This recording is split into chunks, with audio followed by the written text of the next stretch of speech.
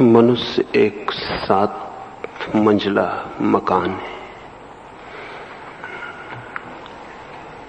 7 storeyed house. लेकिन हम एक मंजिल में ही जीते और मर जाते। पहले उन 7 मंजिलों के नाम आपको समझा दूं। जिस मंजिल में हम जीते हैं उस मंजिल का नाम कॉन्शस चेतन। उस मंजिल के ठीक नीचे दूसरी मंजिल है जो तलघरे में है, जमीन के नीचे है, अंडरग्राउंड है। उस मंजिल का नाम अनकॉन्शस अचेतन। उस मंजिल के भी और नीचे पाताल की तरफ तीसरी मंजिल है, उसका नाम कलेक्टिव अनकॉन्शस समष्टि अचेतन। और उसके नीचे भी एक चौथी मंजिल है, और भी नीचे, सबसे नीचे उस मंजिल का नाम है कॉस्मिक अनकॉन्शस ब्रह्म अचेतन।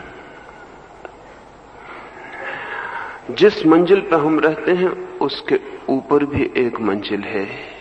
उस मंजिल का नाम है सुपर कॉन्शस अति चेतन। उसके ऊपर एक मंजिल है जिसको कहें कलेक्टिव कॉन्शस समष्टि चेतन। और उसके भी ऊपर एक मंजिल है जिसे कहें कॉस्मिक कॉन्शस ब्रह्म चेतन। जहां हम हैं उसके नीचे 3 मंजिलें हैं और उसके ऊपर 3 मंजिलें हैं।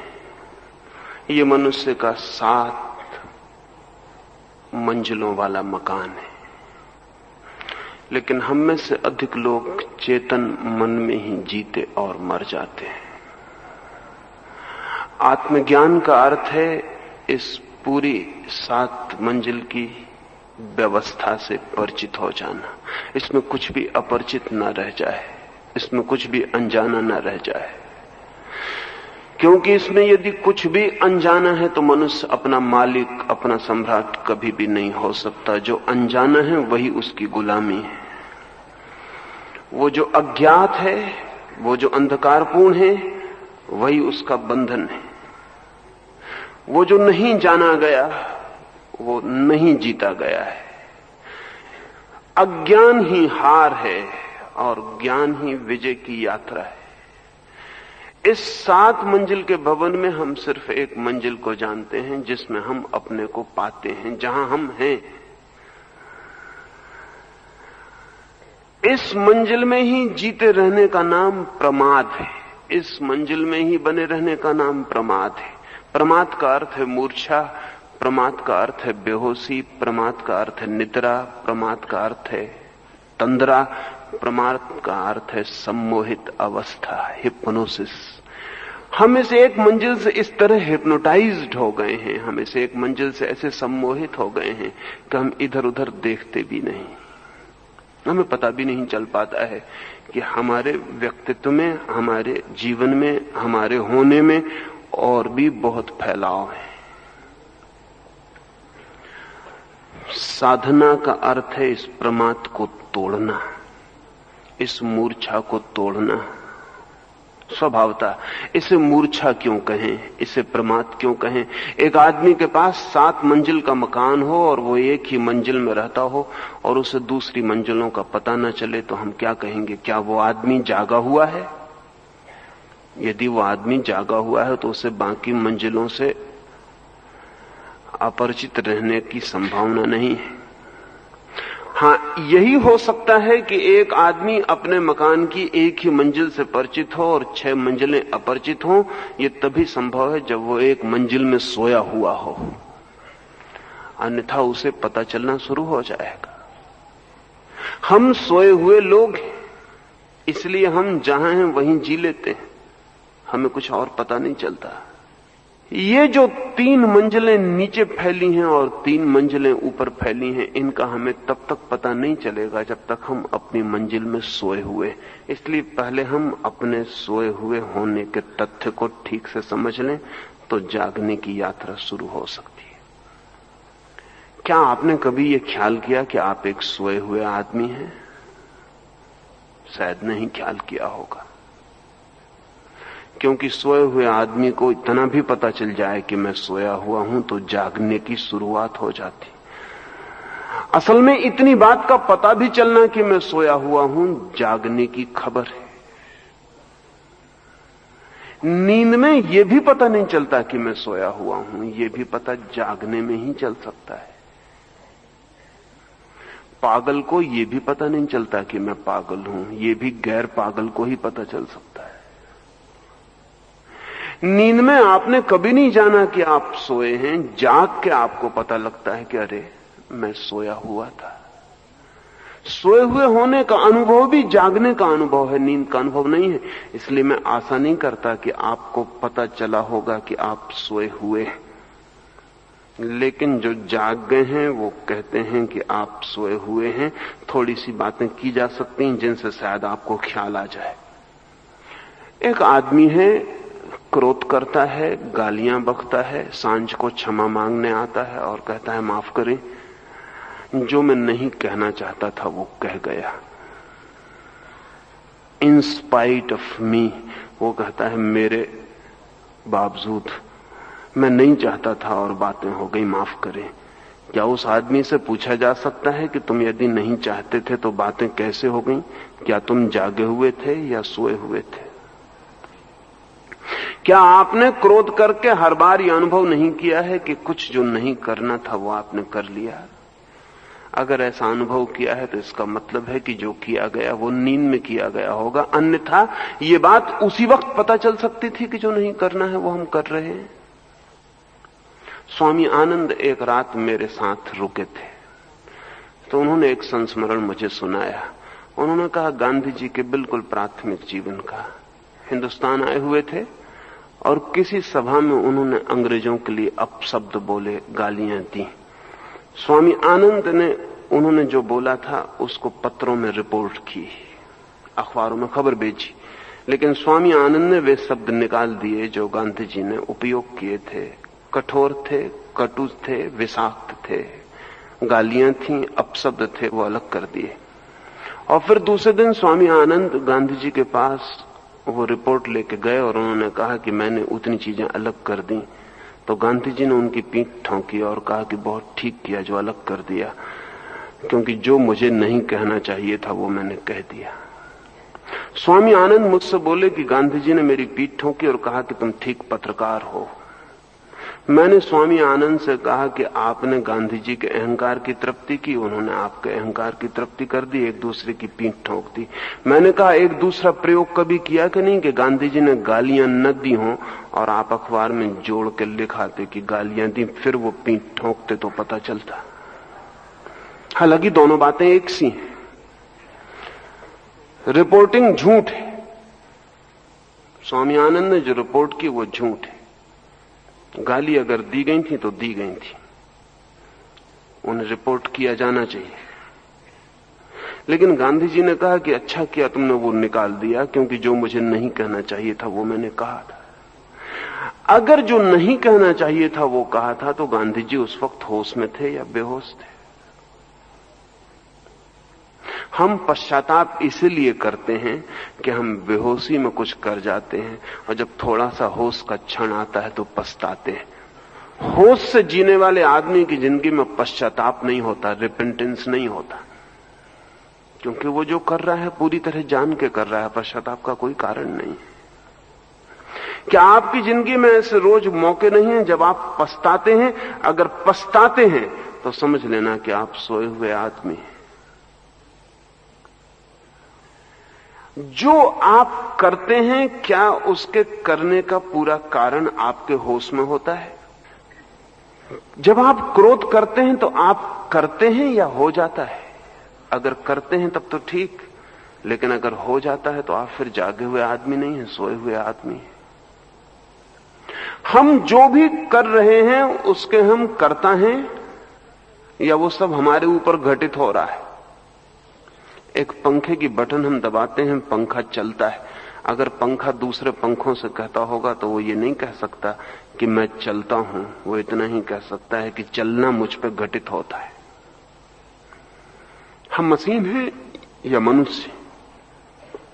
हम पर चीजें घट रही हैं या सचेतन रूप से हम उन्हें कर रहे? नहीं, हम कर नहीं रहे। यही हमारा प्रमाद है। हम सब सोए हुए लोग हैं। हम जो भी कर रहे हैं वो सोए हुए कर रहे हैं।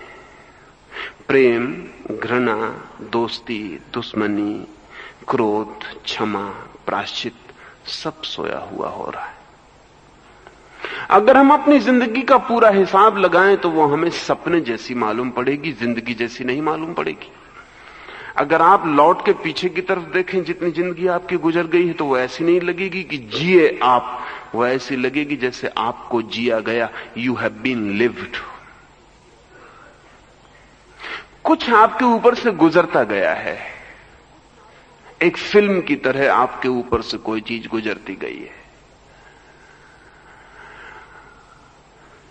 इस अवस्था का नाम प्रमाद है। Man asleep. रात की नींद की बात नहीं कर रहा हूं, दिन की नींद की बात कर रहा हूं, जो हम जागे हुए भी सोए हुए हैं। 24 घंटे हम सोए हुए हैं। कभी कभी किसी खतरे के क्षण में थोड़ी देर को जागरण आता है, अन्यथा नहीं। अगर मैं एक छोरा अचानक आपकी छाती पर रख दूं तो एक क्षण को आप जाग जाएंगे। उस क्षण में आप सोए हुए नहीं होंगे, क्योंकि इमरजेंसी, संकट का क्षण होगा। उस वक्त सोए रहना खतरनाक है। अगर अचानक कोई छाती पर छुरा रख दे तो एक क्षण को कोई चीज आपके भीतर जो सोई थी एकदम जागेगी। तब आप भी न रह जाएंगे, छुरा रखने वाला भी न रह जाएगा, सिर्फ चेतना रह जाएगी जो छुरे के रखने को जान रही। लेकिन यह ज्यादा देर नहीं चलेगा, यह बहुत मोमेंटरी, बहुत क्षणिक होगा। तत्काल भय पकड़ लेगा, भागने लगेंगे, सब खो जाएगा, फिर आप सो जाएंगे। कभी किसी खतरे के क्षण में एक आध क्षण को हम जागते हैं। अगर आम आदमी की जिंदगी में जागने के क्षणों का हिसाब लगाया जाए तो 80 वर्ष की उम्र में 8 क्षण भी खोजना कठिन है जब वो जागा हुआ हो। इसलिए हमारे मन में खतरे की भी एक इच्छा पैदा होती है। खतरे में भी थोड़ा रस आने लगता है, क्योंकि खतरे में हम जागते हैं। खतरे की एक अपनी सेंसिटिविटी है। एक आदमी जुए पर दांव लगा देता है, लाख रुपए लगा दिए उसने। अब एक क्षण को वो जागेगा जब तक तय नहीं हो जाता कि हार गया कि जीत गया, क्योंकि इतना संकट का क्षण है कि उसकी श्वास रुक जाएगी, उसकी चेतना ठहर जाएगी। अब वो प्रतीक्षा करेगा कि क्या हो रहा है। ये इतने संकट का क्षण है कि वो सो नहीं सकता। शायद आपको पता ना हो कि जुए का आकर्षण जागने के रस से ही आता है। खतरे का आकर्षण जागने के रस से ही आता है। हम 1000 तरह के खतरे चुनते हैं, 1000 तरह के जुए चुनते हैं, जिनमें हम क्षण भर को जाग पाते हैं। लेकिन वो इतनी क्षणिक है घटना कि हम जाग भी नहीं पाते कि फिर सो जाते हैं और फिर नींद शुरू हो जाती है। इन आकस्मिक उपायों से कोई कभी पूरी तरह जाग नहीं सकता। लेकिन आपको समझाने के लिए मैं कह रहा हूं कि आपको ये प्रमाद की सोई हुई अवस्था ख्याल में आ जाए। अगर आपको ये स्मरण आ जाए कि आप सोए हुए आदमी हैं और ऐसे काम कर रहे हैं जो नहीं करना चाहते, इस तरह जी रहे हैं जैसा नहीं जीना चाहते, इस तरह उठ रहे हैं बैठ रहे हैं जैसे नहीं उठना बैठना चाहते, इस तरह के आदमी बनते जा रहे हैं जिस तरह के नहीं बनना चाहते। जिंदगी में जो आप बनना चाहते थे वो बन पाए? शायद ही दुनिया में एक आध आदमी मिले जो कहे कि मैं वही बन गया जो बनना चाहता था। सब आदमी कुछ बनना चाहते हैं। पहली तो बात यह भी साफ नहीं होता कि क्या बनना चाहते हैं, क्योंकि नींद में कैसे साफ हो सकता, पता ही नहीं चलता। एक धीमी सी सोई सी आकांक्षा होती है कि मैं ये बनना चाहता हूं, लेकिन कभी बहुत साफ नहीं होता कि क्या बनना चाहता हूं। हालांकि यह जरूर पता लगता रहता है कि मैं वो नहीं बन पा रहा हूं जो मैं बनना चाहता था। और जब जिंदगी अंत होती है तो शायद ही कोई आदमी ये कह सके कि मैं वही बन के जा रहा हूं जो मैं बनना चाहता था। नहीं, सब आदमी कहीं और पहुंच जाते हैं जहां वे कभी नहीं पहुंचना चाहते थे, और बन जाते हैं जो वे कभी नहीं बनना चाहते थे। जिंदगी कुछ और ही होती है जो कभी नहीं चाहता उन्होंने की हो। अगर आपको ऐसा लगे तो समझना कि आप सोए हुए आदमी, मरते वक्त लगे तो फिर बहुत उपाय न रह जाएगा, अभी लगे तो कुछ उपाय हो सकता है। मरते वक्त सभी को लगता है कि जिंदगी बेकार गई, जो होना चाहते थे वो नहीं हो पाए। हालांकि मरता हुआ आदमी भी साफ साफ नहीं कह सकता कि क्या होना चाहते थे, लेकिन इतना जरूर उसे लगता है कि कुछ चूक गया है, कहीं समथिंग मिसिंग, कुछ खो गया। आपको भी लग रहा होगा, जिसमें भी थोड़ी बुद्धि है उसे लगता है कि कोई चीज मिस हो रही, खो रही, कोई चीज नहीं हो पा रही। वही फ्रस्ट्रेशन है, वही दुख है, वही पीड़ा है, वही चिंता है। आदमी की परेशानी यही है कि प्रेम से वो जो पाना चाहता है वो पाता है कि वो नहीं मिल पाया, प्रेम में जो करना चाहता है पाता है कि वो कर ही नहीं पाया। आप तय करके जाते हैं किसी मित्र के घर के ये बातें करूंगा, जब आप पहुंचते हैं तो आप पाते हैं आप कुछ और बातें कर रहे हैं। पति घर लौटता है और तय करके लौटता है कि आज पत्नी से झगड़ा नहीं करना है, सब बातें तय करके लौटता है कि इस तरह व्यवहार करना है, ये कहना है, इस तरह प्रेम प्रकट करना है। पत्नी दिन भर में तय करके रखती कि अब कल वाली सांझ फिर से न दौड़ जाए, ये नहीं करना है जो कल किया है। लेकिन फिर अचानक वो जब दोनों सामने आमने आते हैं तो पता चलता है कल की सांझ फिर वापस लौट आई। जो तय किया था वो खो जाता है, जो नहीं तय किया था वो फिर हो जाता है। ये आदमी सोया हुआ आदमी है कि जागा हुआ आदमी है? नहीं, ये हमारी सोई हुई अवस्था है। महावीर ने इसे प्रमाद कहा है।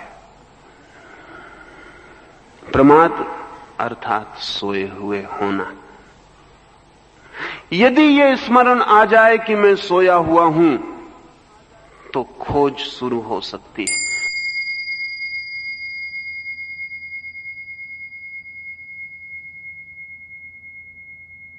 प्रमाद अर्थात सोए हुए होना। यदि ये स्मरण आ जाए कि मैं सोया हुआ हूं तो खोज शुरू हो सकती है।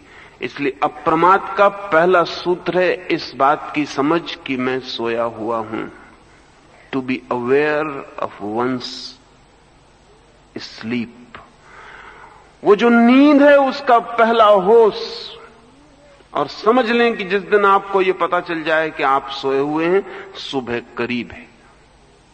क्योंकि ये पता तभी चल सकता है जब नींद टूटने लगे। नींद को तोड़ने का पहला सूत्र है नींद को ठीक से पहचान लेना।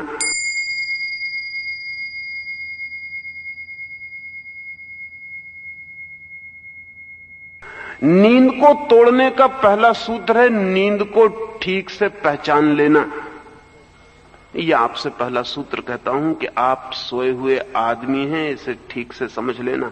चाहे आप दुकान करते हो तो सोए हुए करते हैं, और चाहे मंदिर जाते हो तो सोए हुए जाते हैं। चाहे मित्रता करते हो तो सोए हुए, चाहे शत्रुता करते हो तो सोए हुए। नींद हमारी 24 घंटे की स्थिति। दूसरी बात, अब इस सोए हुए होने का अनुभव हो जाए, पता चल जाए, और धार्मिक आदमी की शुरुआत इसी बात से होती है कि मैं प्रमादी हूं, इसका उसे अनुभव हो जाए। नहीं, लेकिन कुछ प्रमादी धर्म को भी नींद में साधते रहते हैं, मालाएं फेरते रहते हैं और झपकी लेते रहते हैं, मंदिर में बैठे रहते हैं और झपकी लेते रहते हैं, व्रत करते रहते हैं और सोए रहते हैं। जैसे वे दुकान करते हैं वैसे व्रत भी कर लेते हैं। सोए सोए सब चलता रहता है। धर्म भी सोए सोए हो जाता है। धर्म सोए सोए नहीं हो सकता, सोए सोए सिर्फ अधर्म हो सकता है। इसलिए धर्म के नाम पर भी अधर्म ही होता है। सोया हुआ आदमी धर्म के नाम पर भी अधर्म ही करता है। वो धर्म कर ही नहीं सकता, वो असंभव है। सोए हुए आदमी से धर्म का कोई संबंध नहीं हो सकता। नींद धर्म में नहीं ले जा सकती, नींद अधर्म में ही ले जाती। स्मरण आ जाए कि मैं सोया हुआ हूं तो क्या किया जाए। पहला सूत्र सोए हुए होने का स्मरण। दूसरा सूत्र, इस नींद को तोड़ने के लिए क्या किया जाए, कौन सा उपाय है।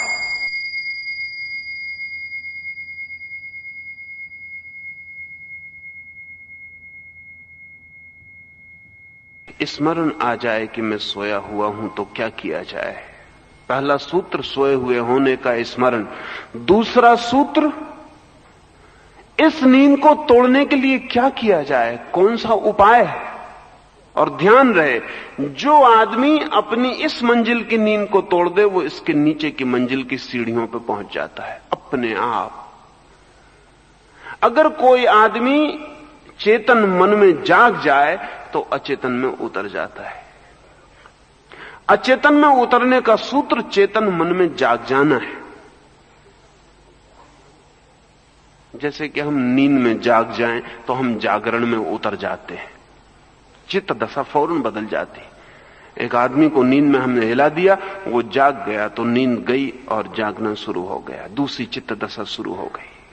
अगर हम स्वप्न में जाग जाएं तो स्वप्न तत्काल टूट जाता है और हम स्वप्न के बाहर हो जाते हैं। जिस चित्त की अवस्था में हम जी रहे हैं, जो कॉन्शियस माइंड है हमारा, अगर उसमें हम जाग जाएं तो हम अचेतन मन में उतर जाते हैं, अनकॉन्शियस में उतर जाते हैं।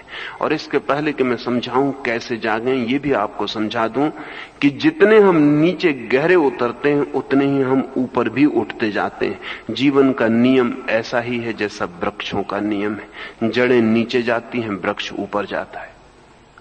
साधना नीचे जाती है, सिद्धि ऊपर जाती है।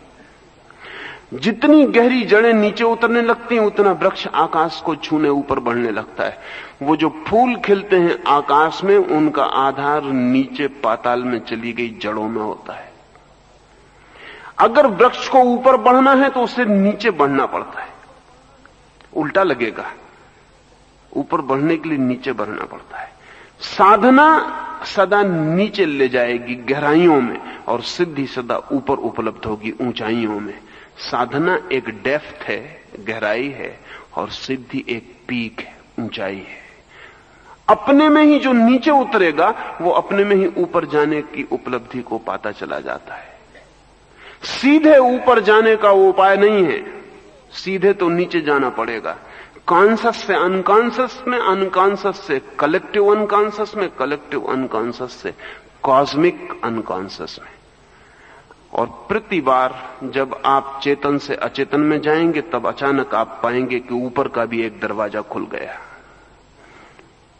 सुपर कॉन्शियस का, अति चेतन का दरवाजा खुल गया। जब आप कलेक्टिव अनकॉन्शियस में जाएंगे तब पाएंगे ऊपर का एक दरवाजा खुल गया, वो जो समष्टिगत चेतन है उसका दरवाजा खुल गया। जब आप कॉस्मिक अनकॉन्शियस में जाएंगे, ब्रह्म अचेतन में जाएंगे, तब अचानक आप पाएंगे कि ब्रह्म चेतन का, कॉस्मिक कॉन्शियस का दरवाजा खुल गया। जितने आप गहरे उतरते हैं उतने आप ऊंचे उठते जाते हैं। इसलिए ऊंचाई की फिक्र छोड़ दें, गहराई की फिक्र करें।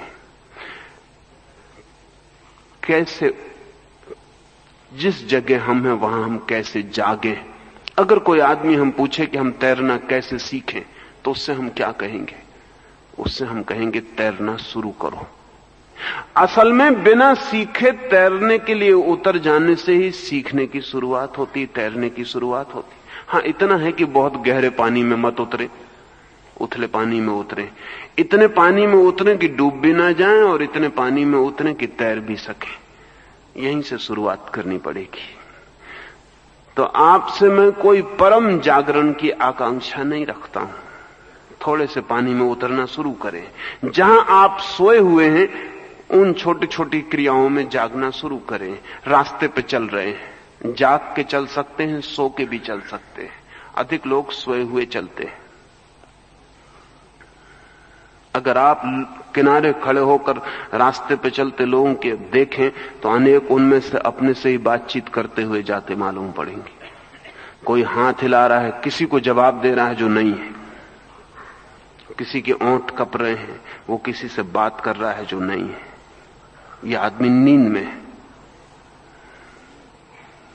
अगर आप सड़क के किनारे खड़े होकर घंटे भर सड़क चलती हुई देखें तो आप बहुत हैरान हो जाएंगे कि इतने लोग सोए हुए चल कैसे रहे। चलना सिर्फ हैबिट से हो रहा है। चलने के लिए जागने की बहुत जरूरत नहीं। कभी कभी कोई हार्न बजा देता है तो आदमी चौंक के हट जाता है, जरा सा जागता है, बाकी अपने सोए हुए चलता रहता है। आप अपने घर पर जाग के नहीं पहुंचते हैं, आपके पैर बिल्कुल ही मशीन की भांति अपने घर की तरफ मुड़ जाते हैं। आप अपना दरवाजा चढ़ जाते हैं, घंटी दबा देते हैं, सब में कोई जागने की जरूरत नहीं पड़ती। ये सब नींद में हो जाता है। ये हैबिचुअल है, ये आदत है, ये सब नींद में हो रहा है। इन छोटी छोटी क्रियाओं के प्रति जागना शुरू करना पड़ेगा। पहले उन क्रियाओं से शुरू करें जो बहुत इनोसेंट हैं, जिनमें कोई ज्यादा झगड़ा नहीं, बहुत निर्दोष हैं, रास्ते पे चल रहे हैं, खाना खा रहे हैं, स्नान कर रहे हैं, कपड़े पहन रहे हैं। इन बहुत छोटी क्रियाओं से शुरू करें जिनमें बहुत इन्वॉल्वमेंट नहीं है, जिनमें बहुत ग्रसित नहीं है। हाँ, क्रोध के प्रति जागना जरा गहरे में जाना होगा। ये उथले में है, अभी कपड़ा पहन रहे हैं, जागे हुए पहने बहुत हैरान हो जाएंगे, जागे हुए जूते पहने बहुत हैरान हो जाएंगे। अजीब लगेगा कि ये कैसी फीलिंग, ये कैसा अनुभव, ये तो कभी नहीं हुआ। जूते रोज पहने, अभी मुझे सुन रहे हैं, सोए हुए सुन सकते हैं, जागे हुए सुन सकते हैं। जब मुझे सुन रहे हैं तो सिर्फ मुझे सुने ही मत, सुन रहे हैं इसे भी जानते रहें। अगर सिर्फ मुझे सुन रहे हैं और उसको भूल गए जो सुन रहा है, तो आप सोए हुए। ये जो तीर है चेतना का, डबल एरोड होना चाहिए, दोहरे तीर होने चाहिए इसमें। एक तरफ मेरी तरफ जो मैं बोल रहा हूं, और एक अपनी तरफ जो सुन रहा है।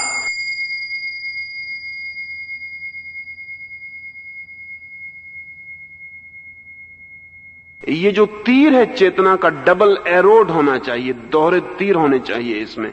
एक तरफ मेरी तरफ जो मैं बोल रहा हूं, और एक अपनी तरफ जो सुन रहा है। अगर आपकी चेतना इस क्षण में भी दोनों तरफ हो जाए, सुने भी और ये भी जाने कि सुन रहे हैं, तो आप फौरन अनुभव करेंगे कि सुनने की क्वालिटी बदल गई। अभी यही अनुभव करेंगे कि सुनने का गुण धर्म बदल गया। तब विचार ना सकेंगे, तब सिर्फ सुन सकेंगे। क्योंकि अगर विचारा तो दूसरा तीर खो जाएगा, वो जो आपकी तरफ जाने वाला तीर है। अगर सिर्फ सुन रहे हैं, अगर सिर्फ देख रहे हैं, तो आपकी चेतना में अभी परिवर्तन शुरू हो जाएगा। नींद टूटने लगेगी और जागरण की किरण आने लगेगी। छोटी छोटी क्रियाओं में जागना शुरू कर दें, फिर उन क्रियाओं में जागें जिनके लिए पछताना पड़ता है, क्रोध के लिए, घृणा के लिए, अभद्रता के लिए, उनके लिए जागना शुरू करें। अगर आप अपने जागने में सुबह से उठ के सांझ तक जागने का प्रयोग करें, तो थोड़े ही दिन में आप बहुत दूसरे आदमी हो जाएंगे। आपका प्रमाद जागने में टूट जाएगा। और इसका सबूत क्या होगा कि आपका जागने में प्रमाद टूट गया? इसका सबूत यह होगा कि नींद में भी आपका जागरण शुरू हो जाएगा। जिस दिन आपका जागरण में नींद टूटेगी, उसी दिन आप नींद में कॉन्शियसली सचेतन प्रवेश कर सकेंगे। कितने मजे की बात है, हम रोज सोते हैं, हजारों बार सोए हैं, लेकिन हमें यह पता नहीं कि नींद क्या है, कब आती। आप रोज सोते हैं, कितनी बार सोए हैं, लेकिन आपको पता है नींद कब आती है और कैसी आती है और क्या है? नहीं, कुछ पता नहीं। हमें सिर्फ इतना पता है कि कब तक हम जागे थे। 12 बजे रात तक जागे थे। फिर नींद कब आई, किस क्षण में आई, कैसे आपके ऊपर छा गई, कैसे आप उसमें डूब गए, इसका आपको कभी पता हुआ है? इसका कोई पता नहीं। जिंदगी भर सोएंगे। 60 साल आदमी जीता है तो 20 साल सोता है। इतनी बड़ी घटना जिसको 20 साल करना पड़ता है, उसका भी हमें कोई परिचय नहीं होता कि हम सोने का अर्थ क्या है, ये सोना क्या है, ये नींद क्या है, क्या घटना घटती है मेरे भीतर। नहीं, लेकिन जो जागने में ही जागा हुआ नहीं है, वो नींद में कैसे जागेगा? पहले जागने में जागना पड़ेगा। और जिस दिन आप जाग जाएंगे, उस दिन आप बहुत हैरान होंगे। जैसे मैं इस कमरे में बैठा हूं और अंधेरा गिर जाए, तो मुझे दिखाई पड़ता है अंधेरा आ रहा है, अंधेरा घना हो गया, अंधेरा पूर्ण हो गया। फिर रोशनी आ जाए तो मुझे दिखाई पड़ता है रोशनी आई, रोशनी घरी हुई, रोशनी भर गई। लेकिन मैं दोनों को जानता हूं। ना तो आप जानते हैं कि कब आप सोए, कैसे नींद का अंधेरा आपके ऊपर गिरा और कैसे आप नींद में डूब गए। ना आप जानते हैं सुबह नींद कैसे हटी, कैसे समाप्त हुई, कैसे विदा हो गई। जिस दिन आप जागरण की घड़ियों में जाग जाएंगे और जागने की क्रियाएं जाग के करने लगेंगे, खाना होश पूर्वक खाएंगे, कपड़े होश पूर्वक पहनेंगे, रास्ते पर होश पूर्वक चलेंगे। महावीर से किसी ने पूछा कि हम क्या करें, तो महावीर ने कहा कि क्या करने की उतनी फिक्र मत करो, जो करते हो उसे होश पूर्वक करो। क्रोध होश पूर्वक करके देखें, लेकिन बहुत कठिनाई होगी, जरा गहरे में है बात। तो फिर एक उपाय करें, एक्टिंग करें किसी दिन क्रोध की, तब आप उसमें आसानी से जाग सकेंगे। आज घर जाके तय करके जाएं कि टूट पड़ना है किसी के ऊपर, बिल्कुल एक्टिंग अकारण, तो आप आसानी से जाग सकेंगे। तय करके जाएं, कोई कारण नहीं है पत्नी का, ऐसे भी कोई कारण नहीं होता, लेकिन तब आप बेहोश होते हैं। तय करके जाएं कि पति का आज कोई कारण नहीं है, अकारण टूट पड़ना है, और पूरी तरह क्रोध करें, तो आप देख पाएंगे क्रोध को। इधर क्रोध चलेगा, इधर भीतर आप देख पाएंगे कि ये क्रोध चल रहा है। और अगर एक्टिंग के क्रोध को भी देख लिया तो दोबारा जो क्रोध होगा वो एक्टिंग हो जाएगा। अगर एक बार हम क्रोध का अभिनय कर सकें तो फिर कभी भी क्रोध बिना अभिनय के नहीं होगा, अभिनय ही हो जाएगा। उसके हमसे भीतरी संबंध टूट जाएंगे। तो जो चीजें गहरी हैं उनको एक्टिंग से शुरू करें, जो चीजें गहरी हैं उनको होश पूर्वक अभिनय करें, तो उनमें आप जाग सकेंगे। और अगर जागने के क्षणों में जागना आ जाए तो फिर नींद के क्षणों में जागना आना शुरू हो जाएगा। जिस दिन आप नींद में जाग जाएंगे उस दिन आप अनकॉन्शियस में प्रवेश करेंगे। कृष्ण ने गीता में उसी की बात कही है कि योगी रात भी जब सब सोते हैं तब जागता है। वो दूसरा चरण है। नींद में अगर आप जाग गए तो आप बहुत हैरान हो जाएंगे, इतने हैरान होंगे कि आपकी पूरी जिंदगी बदल जाएगी।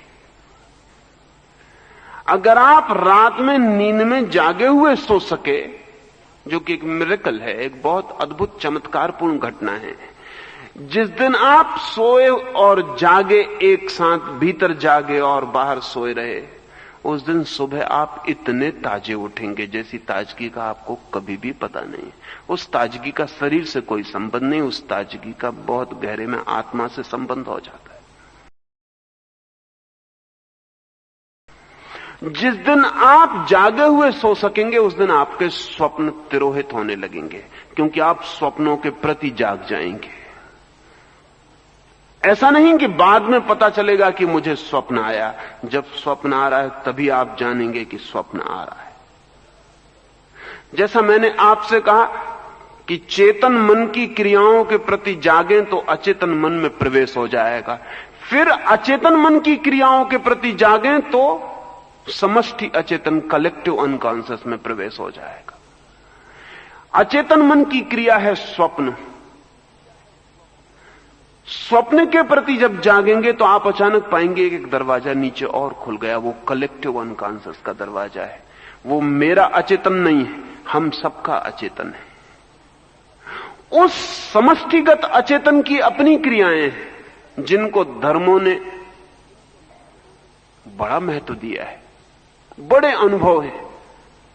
उस अचेतन मन के बड़े गहरे अनुभव हैं जिनको जुंग ने आर्कटाइप कहा है, जिसको उसने कहा है धर्म प्रतीक।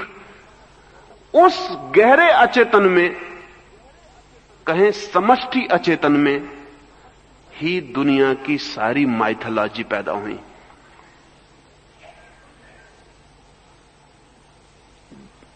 सृष्टि का जन्म, प्रलय की संभावना, परमात्मा के रूप, रंग, आकार, नाद, वे सब उसी में पैदा हुए, वे उसकी क्रियाएं। तो जो व्यक्ति स्वप्न में जाग जाएगा वो समष्टिगत अचेतन में प्रवेश करेगा, और समष्टिगत अचेतन की अपनी क्रियाएं हैं। जिनको लोग धार्मिक अनुभव कहते हैं, वे भी धार्मिक अनुभव नहीं हैं, वे भी मानसिक अनुभव हैं समष्टिगत अचेतन के। रंगों के विस्तार, प्रकाशों का उद्भव, अभूतपूर्व सुगंधें, अभूतपूर्व ध्वनियां, वे सब वहां पैदा होंगी। सृष्टि के जन्म और मरण को भी वहां देखा जा सकता है। उस क्षण को भी देखा जा सकता है जब पृथ्वी पैदा हुई, और उस क्षण को भी देखा जा सकता है जब पृथ्वी अस्त हो जाएगी। वहीं से दुनिया की सारी मिथ ऑफ क्रिएशन पैदा हुई। हमारा एक तल है मन का जो हम सबका इकट्ठा है। जैसे सागर के ऊपर लहरें अलग अलग हैं लेकिन नीचे सागर इकट्ठा है, ऐसे लहरों की तरह हम अलग अलग हैं लेकिन और गहरे सब इकट्ठा है। वो जो इकट्ठापन है उसकी अपनी क्रियाएं, जिसको कबीर ने अनाहत नाद कहा है। हम एक तरह का नाद जानते हैं, चोट से पैदा होने वाला नाद। अगर मैं ताली बजाऊं तो एक नाद पैदा होगा, लेकिन दो तालियां टकराएंगी तब। अगर मैं तबले पर चोट मारूं तो आवाज गूंजेगी, लेकिन चोट मारूंगा तब। इसको कहेंगे आहत नाद। चोट से पैदा हुआ आहत, चोट खा के पैदा हुआ ध्वनि। कलेक्टिव अनकॉन्शियस में ऐसी ध्वनियां हैं जहां चोट नहीं होती और ध्वनियां हैं, इसलिए उनको अनाहत नाद कहा है। बिना चोट किए पैदा हुई ध्वनियां, एक हाथ से बजाई गई ताली। कलेक्टिव अनकॉन्शियस की जो क्रियाएं हैं, अगर हम उनके प्रति जाग जाएं तो हम कॉस्मिक अनकॉन्शियस में उतर जाते हैं, तब हम ब्रह्म अचेतन में उतर जाते हैं, जिसको इस मुल्क में प्रकृति कहा गया है। प्रकृति शब्द को समझ लेना उचित होगा। प्रकृति का मतलब होता है, प्रकृति का मतलब होता है जब सब बना उसके पहले भी जो था, कृति के भी जो पहले है। प्री क्रिएशन अगर अंग्रेजी में बनाए शब्द तो बनेगा प्री क्रिएशन। सृष्टि के भी पहले से जो है, जिससे सब पैदा हुआ, जो पैदा होने के पहले भी था, उसको कहते हैं प्रकृति। वो जो कॉस्मिक अनकॉन्शियस है वो प्रकृति है, उससे ही सब आया। अब इसको ऐसा समझ लें, चेतन मन मेरा है, अचेतन मन भी मेरा है, लेकिन कलेक्टिव अनकॉन्शियस हमारा है। वो मेरा नहीं है, वो आपका नहीं है, वो हमारा है। कॉस्मिक अनकॉन्शियस हमारा भी नहीं है, सबका है। उसमें पत्थर भी सम्मिलित है, पक्षी भी सम्मिलित है, नदी भी सम्मिलित है, पहाड़ भी सम्मिलित है। वो प्रकृति है। वहां जो उतर जाए उसके आगे उतरने को नहीं रह जाता। वो बॉटमलेस अबिस है, उसके नीचे फिर उतरने का कोई उपाय नहीं, वो शून्य खाई है। इस उतरने की प्रक्रिया है अप्रमाद। जहां आप हैं वहीं जागना शुरू करें। जिस दिन आप वहां जाग जाएंगे, आपको नीचे के दरवाजे की कुंजी मिल जाएगी। फिर वहां जागना शुरू करें और नीचे की कुंजी मिल जाएगी, और एक दूसरी प्रक्रिया पूरे समय साथ चलेगी। जब तक आप चेतन में हैं तब तक आप सुपर कॉन्शियस में, अति चेतन में नहीं जा सकते, ऊपर नहीं बढ़ सकते। आपकी जड़ों को अनकॉन्शियस में उतरना पड़ेगा। जिस दिन आपकी जड़ें अचेतन में उतर जाएंगी, उसी दिन आपकी शाखाएं सुपर कॉन्शियस में फैल जाएंगी, ऊपर उठ जाएंगी। नीचे उतरना जरूरी है ऊपर जाने के लिए। नीचे का एक वचन आपसे कहूं, नीचे ने कहा है कि जिस वृक्ष को आकाश छूना हो, उस वृक्ष को अपनी जड़ें पाताल तक पहुंचाने की हिम्मत जुटानी पड़ती है। बहुत घबराने वाली बात है नीचे उतरना, क्योंकि वहां अंधकार है। जब आप चेतन से अचेतन में उतरेंगे तो बहुत अंधकार में उतर जाएंगे। लेकिन जितने अंधकार में उतरने की आप हिम्मत जुटाते हैं, उतने प्रकाश के अधिकारी और पात्र हो जाते हैं। पात्रता आती है अंधेरे में उतरने से, साहस आता है अंधेरे में उतरने से, योग्यता आती है अंधेरे में उतरने से। इसलिए ऊपर की फिक्र छोड़ दें, नीचे की फिक्र करें और एक एक कदम पर प्रमाद को तोड़ते चले जाएं। कहां से शुरू करेंगे? शुरू सदा वहीं से करना पड़ता है जहां आप हैं। आप जिस मंजिल में, उस मंजिल का नाम चेतन। उस चेतन मंजिल की क्रियाओं को आप प्रमाद छोड़कर करना शुरू कर दें। अप्रमाद साधना का सूत्र है। अप्रमाद साधना है। रिमेंबरिंग, स्मरण, प्रत्येक क्रिया स्मरण पूर्वक हो और प्रत्येक क्रिया होश पूर्वक हो, और एक भी क्रिया ऐसी ना हो जो कि बेहोशी में हो रही, तो बस आपकी धर्म यात्रा शुरू हो जाती, आप नीचे उतरने लगेंगे। और सूत्र वही रहेगा, जब नीचे के दूसरे खंड में पहुंचेंगे तब उसकी क्रियाओं के प्रति फिर अप्रमाद। जब उसकी पूरी क्रियाओं के प्रति जाग जाएंगे तो और नीचे पहुंचेंगे, उसके प्रति अप्रमाद। और जितने नीचे पहुंचेंगे उतने ऊपर पहुंचते चले जाएंगे। जिस दिन कोई अपने पाताल की आखिरी परत को छू लेता है, उसी दिन अपनी आत्मा की आखिरी अमृत की परत उसे उपलब्ध हो जाती है। जाएं पाताल में ताकि पहुंच सके मोक्ष में, उतरें गहरे ताकि छू सकें ऊंचाई को, छुएं नरक को ताकि उपलब्ध हो सके स्वर्ग। जाएं अंधकार में गहरे और गहरे ताकि प्रकाश को पाने की पात्रता मिल सके। अप्रमाद से और अप्रमाद के अतिरिक्त और किसी बात से नहीं यह संभव होता है। दुनिया में चाहे कहीं भी कुछ कहा गया हो, चाहे जीसस ने कुछ कहा हो, चाहे बुद्ध ने, चाहे महावीर ने, चाहे कृष्ण ने, वो सभी का सब अप्रमाद जैसे छोटे से शब्द में समा जाता है। कृष्ण कहते हैं नींद में भी जागो, जीसस कहते हैं जागे रहो क्योंकि पता नहीं वो कब आ जाए। ऐसा ना हो कि तुम सोए रहो और वो आए परमात्मा और तुम्हें सोया पाए और लौट जाए। जागो और प्रतीक्षा करो। Be aware and awaiting. Jesus की सारी बातचीत इसी सूत्र पर घूमती है कि जागो और प्रतीक्षा करो। और महावीर का पूरी जिंदगी का प्रवचन एक ही बात को बार बार दोहराता है, होश पूर्वक, विवेक पूर्वक, अप्रमाद से जियो, मूर्छा नहीं। पहला सूत्र ठीक से समझ लेना कि आप सोए हुए हैं। समझाने की कोशिश मत करना अपने को कि मैं सोया हुआ नहीं हूं। जस्टिफाई मत करना अपने को कि मैं सोया हुआ नहीं हूं। मन कहेगा कि मैं और सोया हुआ, दूसरे सोए हुए होंगे, मैं जागा हुआ आदमी हूं। मैं और सोया हुआ, शास्त्र पढ़ता हूं, सोए हुए कैसे पढ़ सकता हूं? आत्मा परमात्मा है ऐसा जानता हूं, सोए हुए कैसे जान सकता हूं? नहीं, मैं सोया हुआ नहीं, दूसरे सोए हुए हैं। सोया हुआ आदमी सदा दूसरों को सोया हुआ टाल के अपने को जागा हुआ मान लेता है।